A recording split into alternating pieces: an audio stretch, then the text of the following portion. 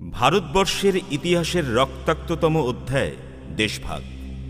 কিন্তু দেশভাগ ও তজ্জনিত অনুপ্রবেশ তো একবার ঘটেনি। 1905 বড়লাট কার্জনের নির্দেশে ভেঙে দেওয়া হলো বাংলাকে। 1947 র্যাডক্লিফ সাহেবের টেনে দেওয়া লাইন আলাদা করে দিল দুটো দেশকে। তৈরি হলো ভারত ও পাকিস্তান। 1971 যুদ্ধে জিতে পাকিস্তান ভেঙে বেরিয়ে এলো বাংলাদেশ। সীমান্ত বরাবর উঠেছে কাঁটাতারের বেড়া, যে বেড়া টপকে দুটো দেশেই বারবার আশ্রয় নিয়েছে শরণার্থীরা। কাঁটাতারের বেড়া নাকি ধর্মের? পালিয়ে আসার সময় নিজেরটুকু নিয়ে এসে শুরু করেছে উদ্বাস্তু জীবন। নিজের বলতে নিজের ও পরিজনের প্রাণটুকু, এক টুকরো ভিটে মাটি। সেই ভিটে মাটিটুকু কি শুধুই স্মৃতি, নাকি একজন মানুষ, একটি পরিবারের, একটি জাতির আবেগ? শরণার্থী শিবির, ডিটেনশন ক্যাম্প, ভুখা পেট, অস্বাস্থ্য টপকে দেশ ভাগে রক্তাক্ত একটা জাতি এসে দাঁড়ায় নো ম্যানস ল্যান্ডে। নেই মানুষের জমি, ভাগাভাগি, রক্তারক্তি, রাজনীতি, ধর্ম, এসবের ঊর্ধ্বে মানুষ মানুষ থাকে না হয়তো। সেই নেই মানুষের জমিতেই দেখা দেন দেবী। উপড়ে আসা মানুষের ভিটে মাটিতে চিহ্নই হন মা মৃন্ময়ী। মানুষ আর মানুষ নেই, শুধুই হিন্দু কিংবা মুসলমান।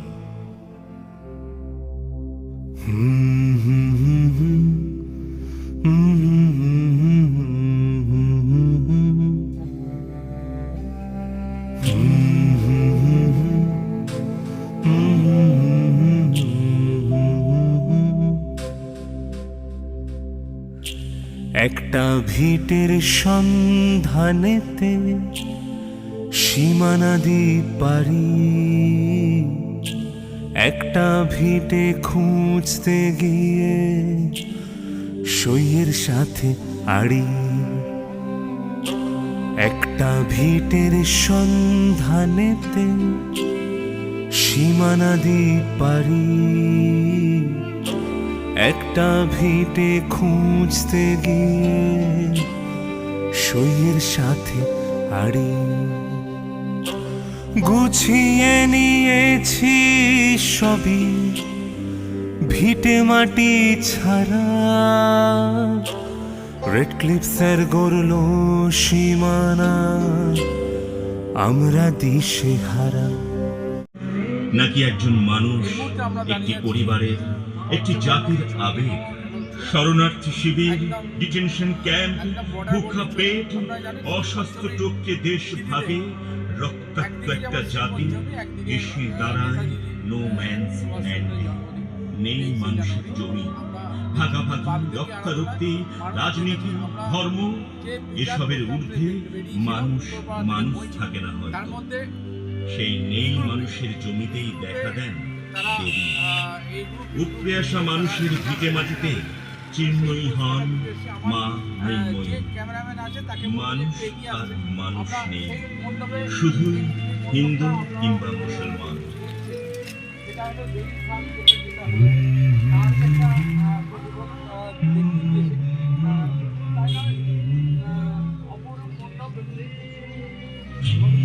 তাদের চিন্তা ভাবনা একদম দেখার মতো, যেভাবে এরা মণ্ডপটা তৈরি করেছেন। এবং শুধু তাই না, আমরা ভাবি যে এটা একদম সরস্বতী মণ্ডপে আমরা রয়েছি। একটু যে দেশের ভাগ চলছে সেই যেটাই এরা দেখিয়ে দিয়েছে, ছবি আছে। আমরা একটা কথা বলে নেবো, তার আগে মণ্ডপটা একটুখানি ভালো করে দেখানোর কথা বলছি।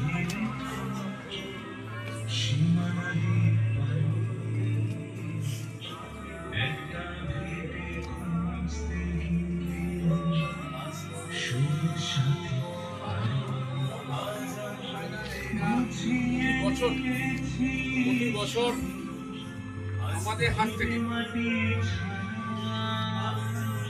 একটুখানি এই পাশটায় দেখাতে বলবো।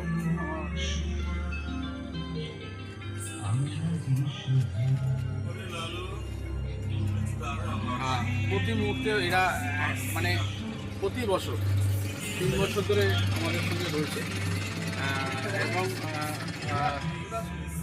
শুধু তাই নয়, জেলা সেরাসে ধরে রেখেছে। আগামী বছর 4র্থ বর্ষ, তাই তো আমাদের কাছে 4র্থ বর্ষ এরা জেলা সেরাসে রয়েছে। আগামী দিনে 4র্থ বর্ষে জেলা সেরাসেরা ধরে রাখতে পারবে কি পারবে না সেটা একটু কথা বলে নেবো। তার আগে জেলা সেরাসেরা যেটা সেটা এটা জেলা সেরাসেরা এটা আপনারা লিখে দেবেন।